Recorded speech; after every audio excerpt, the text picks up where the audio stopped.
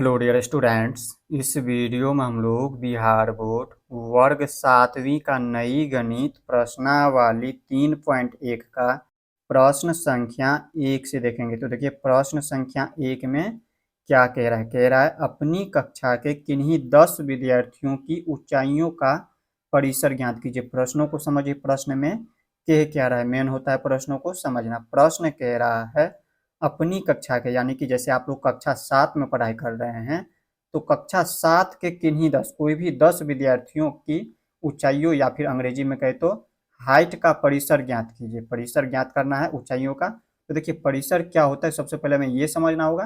तो देखिए परिसर क्या होता है, तो यहाँ पर समझिए प्रसार या इसे ही हम परिसर कहते हैं। तो देखिए परिसर क्या होता है, सबसे बड़े प्रेक्षण में से सबसे छोटे प्रेक्षण को घटाकर ज्ञात किया जा सकता है। हम इस परिणाम को आंकड़ों या प्रेक्षणों का प्रसार या परिसर, अंग्रेजी में कहे तो रेंज कहते हैं। समझिए क्या कह रहा है। कह रहा है सबसे बड़े प्रेक्षण में से जब हम सबसे छोटे प्रेक्षण को घटाते हैं तो जो हमें परिणाम प्राप्त होता है उसे हम क्या कहते हैं, प्रेक्षणों का प्रसार या परिसर कहते हैं। तो चलिए हम आगे आप लोगों को अब समझाते हैं। तो यहाँ पर देखिए प्रश्न 1 में हमें क्या कह रहा था। कह रहा था अपनी कक्षा के किन्हीं 10 विद्यार्थियों की ऊंचाइयों का परिसर ज्ञात कीजिए। तो देखिए इसको हम कैसे हल करेंगे, यहाँ पर आप लोगों को समझना है। यहाँ पर समझिए सबसे पहले क्या करना है, इस तरह से एक सारणी बना लेना है। ये हमारा एक सारणी हो गया और इन सारणी में क्या करना है, सबसे पहले लिखना है अंक में संख्या 10 तक, क्योंकि यहाँ पे हमें कह रहा था 10 विद्यार्थियों की ऊंचाइयों का परिसर ज्ञात करने के लिए, तो इसीलिए हमने संख्या लिख दिया 1 से 10 तक अंक में। इसके बाद देखिए दूसरा हमारा विद्यार्थी दिया हुआ, ये हमारा विद्यार्थी में नाम लिख देना। इस तरह से 10 विद्यार्थियों का इस तरह से हमने नाम लिख दिया है। और इसके बाद देखिए 10 विद्यार्थियों की इस तरह से हमने ऊंचाई लिख दिया है। देखिए ऊंचाई हमारा फीट में है, यहाँ पर आप लोग चाहे तो सेंटीमीटर में भी लिख सकते हैं या फिर चाहे तो मीटर में भी लिख सकते हैं। हमने यहाँ पे फीट में माना है।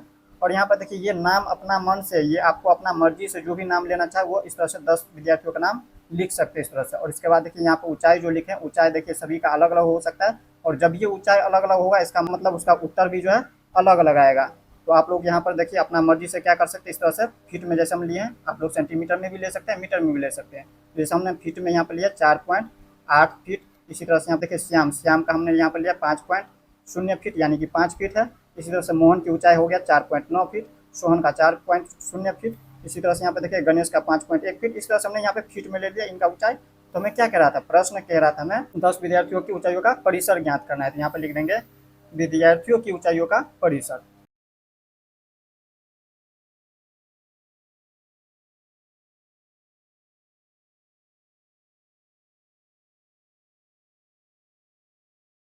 इस तरह से आप लोगों को लिख देना है विद्यार्थियों की ऊंचाइयों का परिसर। और परिसर बराबर आप लोगों को सूत्र हम बता चुके हैं। क्या बताया हमने आपको, सबसे बड़े प्रेक्षण में से हम क्या करेंगे, सबसे छोटे प्रेक्षण यानी कि अधिकतम ऊंचाई में से हम क्या करेंगे, न्यूनतम ऊंचाई को घटा देंगे।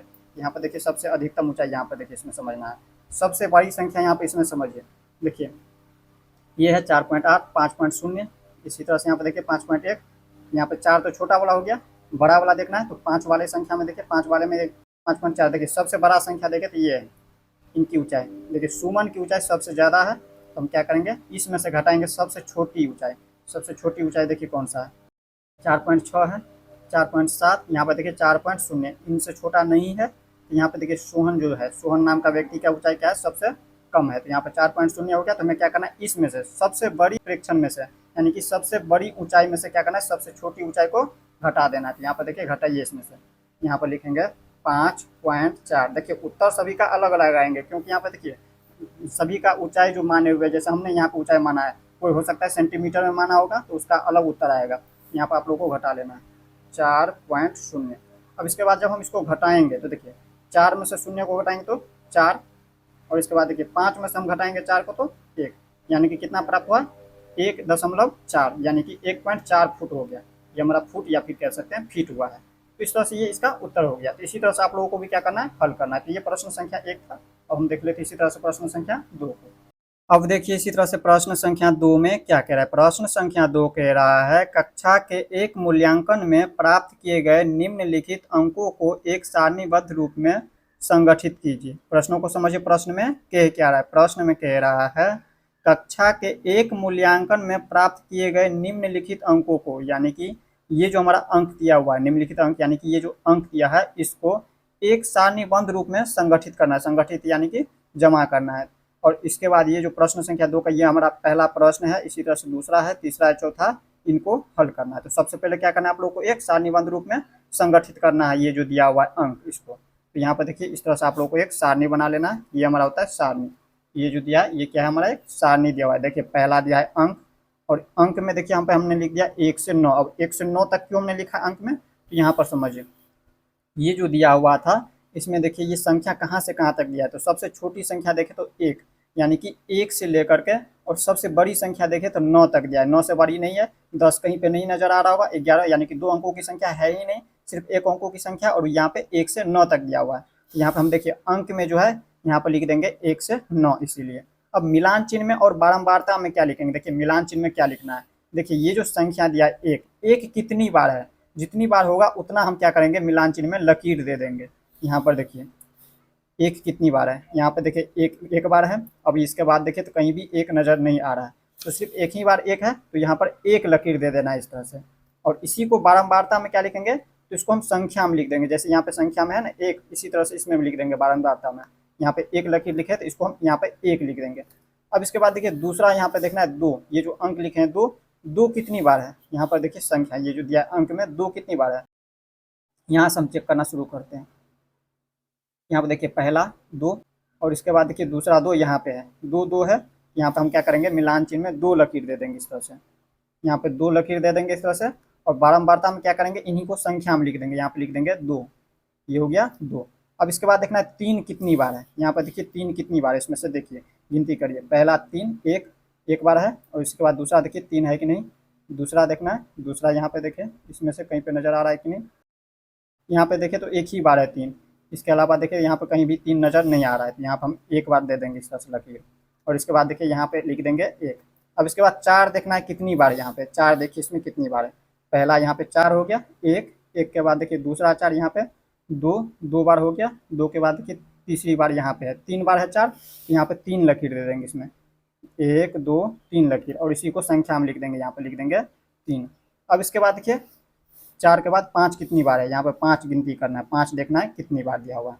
तो यहाँ पर देखिए 5, पहला 5, इसके बाद दूसरा 5, तीसरा 5, चौथा 5, पाँचवीं 5, यानी कि 5 बार 5 है। तो ये देखिए 5 लकीर देंगे। और 5 लकीर कैसे देना है तो आप लोगों को समझना है, 3 4, और 5वीं बार में हम क्या करते हैं, इस तरह से दे देते हैं, इस तरह से 5वीं बार में देना है। 4 के बाद देखिए इसी तरह से अगर 10 होता तो हम क्या करते हैं, फिर से यहाँ पे 4 लिखते, 4 लकीर देते, और उसके बाद 5वीं बार में इस तरह से हम कर देते हैं। यहाँ पे हमारा 5 लकीर इस तरह से दिया जाता है, और इसी को संख्या में लिख देना है 5।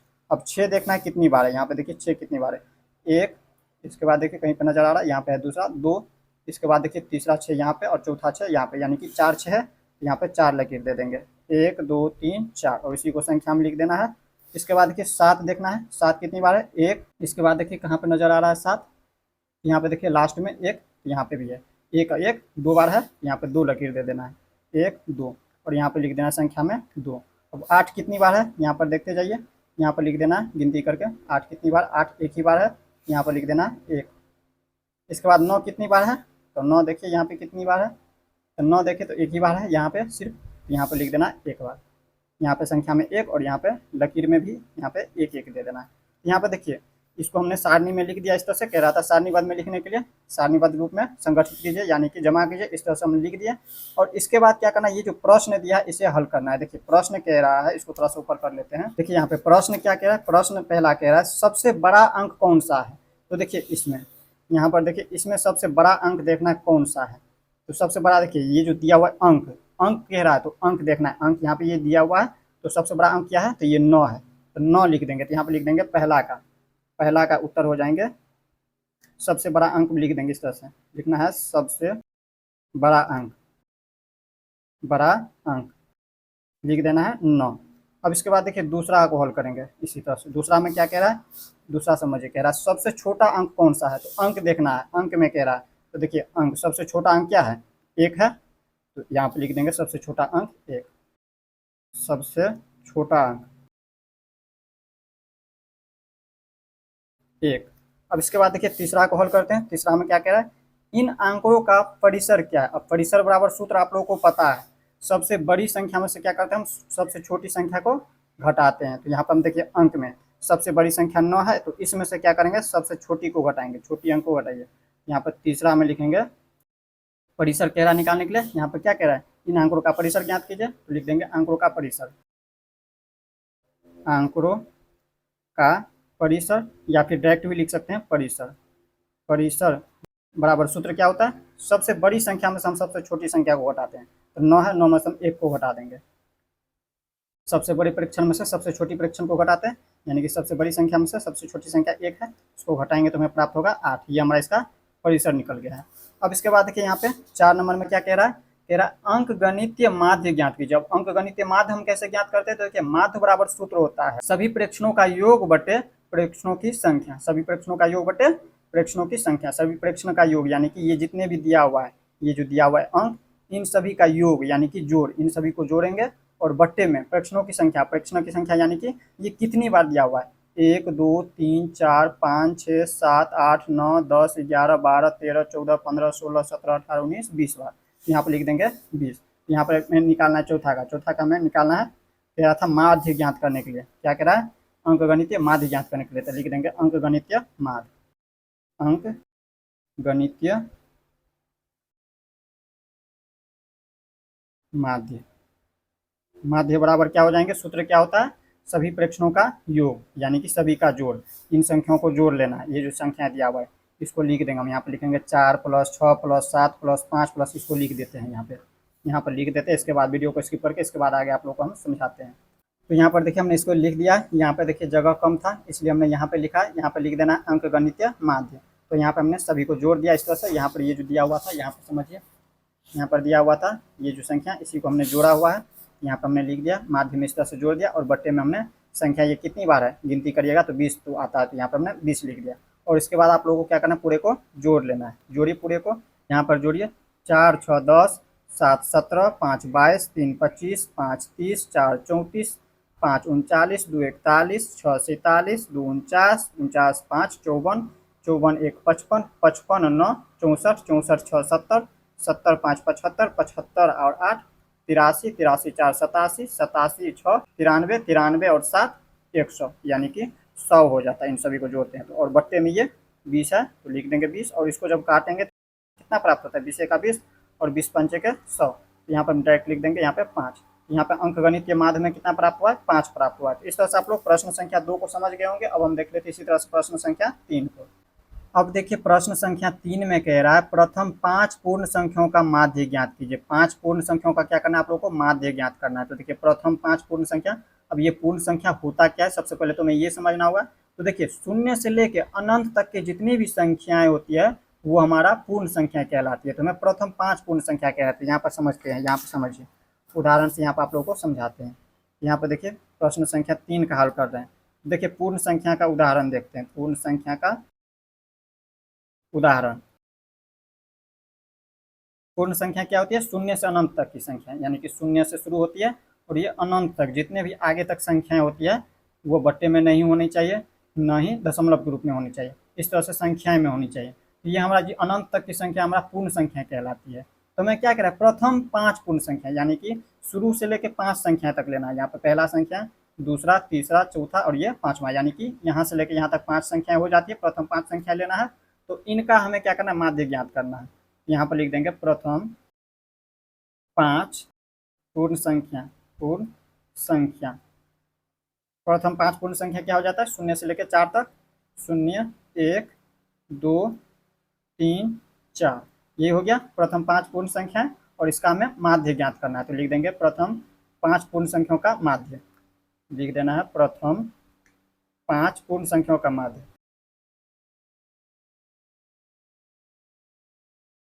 माध्य बराबर सूत्र क्या होता है, सूत्र आप लोगों को हम बता चुके हैं। सूत्र होता है सभी प्रेक्षणों का योग बट्टे में प्रेक्षणों की संख्या। तो देखिए सभी प्रेक्षण, ये हमारा सभी प्रेक्षण हो गया। यहाँ पे देखिए प्रथम 5 पूर्ण संख्या है, तो इसको क्या करना है, जोड़ देना, यानी योग मतलब होता है जोड़। तो इन सभी को जोड़ देना, और बट्टे में क्या होता है, प्रेक्षणों की संख्या, यानी कि ये कितनी बार है। तो यहाँ पे देखिए 5 बार है, यहाँ पर पहले ही बता दिया गया प्रथम 5 पूर्ण संख्या। यहाँ भी गिनती करिएगा तो 5 ही होगा, 1 2 3 4 5। यहाँ पर हमें लिख देना है इन सभी को जोड़ करके, और बट्टे में लिख देना है 5 + 2 + 3 + 4। बट्टे में ये संख्या को जोड़ दिए, माध्य ऐसे ही निकालते हैं, और बट्टे में इन संख्याओं को जब गिनती करिएगा तो 5 तक आते हैं। यहाँ पे 5 है तो यहाँ पर लिख देंगे 5। अब इन सभी को जोड़िए, यहाँ पर जोड़ेंगे, शून्य में 1 जोड़े तो 1 एक में 2 जोड़े तो 3, 3 में 3 जोड़े तो 6, और 6 में 4 जोड़े तो 10, और बट्टे में ये 5 है तो 5, और इसको जब काटेंगे तो 5 का 5, 5 दूनी का 10। यहाँ पे हमें इसका मान प्राप्त हो रहा है 2। यही हो गया इसका आंसर। अब इसी तरह से हम देख लेते हैं प्रश्न संख्या 4 को। अब देखिए प्रश्न संख्या 4 में क्या कह रहा है। प्रश्न संख्या 4 को समझिए। कह रहा है एक क्रिकेट खिलाड़ी ने 8 पारियों में निम्नलिखित रन बनाए। निम्नलिखित रन बनाए यानी कि इतना रन बनाए। एक क्रिकेट खिलाड़ी जो है 8 पारियों में, जब 8 पारी वो खेलता है तो कितना रन बना रहा है, इतना रन बना रहा है। पहला पारी में 58 रन, दूसरा पारी में 76 रन, तीसरा पारी में 40 रन, इसी तरह से यहाँ पे 8 पारी में इतना रन बना रहा है। तो कह रहा है उसका माध्य स्कोर या रन ज्ञात कीजिए। माध्य स्कोर कहिए या फिर रन कहिए। तो यहाँ पे इसका माध्य ज्ञात कर लेना है। तो आप लोगों को लिख देना है उसका माध्य स्कोर, या फिर डायरेक्ट लिख दीजिए माध्य। माध्य बराबर सूत्र आप लोगों को पता है, सभी प्रेक्षणों का योग बटे प्रेक्षणों की संख्या। प्रेक्षणों की संख्या ये 8 हो गया, इसको गिनती करेगा तो 8 आएंगे। 1 2 3 4 5 6 7 8। यहाँ पे प्रेक्षणों की संख्या में 8 हो गया, और सभी प्रेक्षणों का योग यानी कि इन सभी संख्याओं को क्या करना है, जोड़ लेना है। यहाँ पर आप लोगों को लिखना है, यहाँ पे प्रश्न संख्या 4 को हल कर रहे हैं। प्रश्न संख्या 4 को डायरेक्ट लिख दीजिए माध्य। यहाँ पर माध्य बराबर निकाल लेना है। माध्य स्कोर लिखिए, या फिर लिखना चाहे तो लिख सकते हैं इस तरह से माध्य स्कोर। यही कह रहा था निकालने के लिए, तो माध्य स्कोर लिखिए या डायरेक्ट लिख सकते हैं माध्य। माध्य बराबर क्या हो जाएंगे, इन सभी को जोड़ लेना है। यहाँ पे ये जो संख्या दी 58 प्लस 76 प्लस 40 प्लस 35, इन सभी को जोड़ लेना है। तो यहाँ पर लिख देंगे 58 plus 76 plus 40 plus 35 plus 46 plus 50 plus क्या दिया हुआ है 0 प्लस 100, 0 प्लस 100, और बट्टे में क्या होता है प्रेक्षणों की संख्या। यहाँ पे प्रेक्षणों की संख्या 8 दिया हुआ है, यहाँ पे लिख देंगे 8। अब इन सभी को जोड़ेंगे। अब इन सभी को जोड़िए, देखिए जोड़ के कितना प्राप्त होता है। जब इनको जोड़िएगा, इनको जब जोड़िएगा तो यहाँ पे हमें प्राप्त हो जाता है, जोड़ करके आप लोग देख सकते हैं 405, और बटे में ये जो 8 दिया है 8 को लिख देंगे। और इसको जब हम काटेंगे, देखिए माध्य का मतलब ही होता है इनके बीच की संख्या कोई भी आएगा। तो यहाँ पर देखिए इसका जब माध्य ज्ञात करिएगा, देखिए आपके बुक में जो है आंसर ये नहीं दिया हुआ है, जो आंसर अभी निकलने वाला है। यहाँ पे देखिए आगे आप लोगों को हम समझाते हैं। 8 से इसको हम काटे, यहाँ पर ऐसे हम भाग दे सकते हैं, ऐसे नहीं आता है। तो यहाँ पर 405 में देखिए 8 से भाग देंगे, 8 पंचे 40, यहाँ पे ये बच गया 5। अपना मर्जी से एक शून्य देंगे, इसके लिए यहाँ पे हमें क्या करना है, यहाँ भी शून्य देना है, और इसके बाद जब इसमें लगाएंगे इससे आगे, इसके लिए हमें दशमलव लगा देना है। और देखिए 8 छक्के 48, 6 बार में 48, यहाँ पे बच गया 2, और अपना मर्जी से आप शून्य दे सकते हैं जब तक कट ना जाए। 8 दूनी के 16, 2 बार में 16, यहाँ पर 16, 20 में से 16 को घटाएंगे तो 4, और अपना मर्जी से शून्य लगाए तो 8 पंचे के 40, 5 बार में 40। ये पूरा पूरी कर चुका है, यानी कि इसको जब काटिएगा तो कितना प्राप्त होता है हमें 50.625, 625। तो यहाँ पर देखिए ये आपका आंसर हो गया, लेकिन आपके बुक में आंसर दिया है 50। तो यहाँ पर 50 आंसर लाने के लिए क्या करना होगा, या तो इसे 30 बना दीजिए, या ये जो 46 है इसमें से 5 घटाकर 41 बना सकते हैं, यानी कि 5 संख्या कम कर देना है। जब यहाँ पे 5 कम करेंगे तो 400 होगा, और 400 को जब हम काटेंगे 8 से तो 50 प्राप्त हो जाएंगे। तो या तो आप लोग क्या करेंगे, इस तरह से इसका उत्तर लिख देंगे, या इसमें से 5 संख्या कम करके इस तरह से जोड़ लेना है, तो जा करके उत्तर समान मिलेंगे। तो आप लोग समझ गए होंगे प्रश्न संख्या 4 को। इस वीडियो को यहीं पे एंड करते हैं। नेक्स्ट वीडियो में हम लोग प्रश्न संख्या 5 से देखेंगे। मिलते हैं नेक्स्ट वीडियो में। जय हिंद।